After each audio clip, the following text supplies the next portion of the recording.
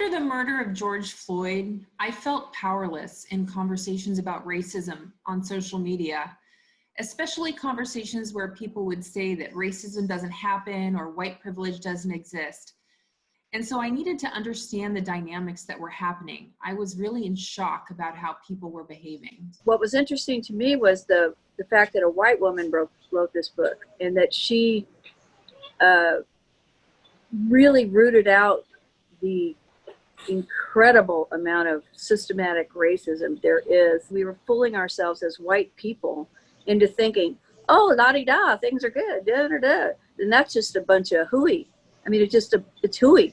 We are completely deluded. I wasn't doing a good job of understanding the impact of other people's lives that I had never lived. We have a long ways to go as white people to understand and to respond to really what's going on in our country. The prejudice in housing, the prejudice in everything.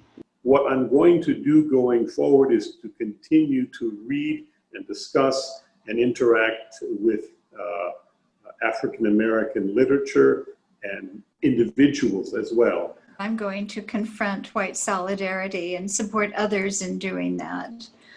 In the words of John Lewis, if I see something or hear something, I'm going to say something.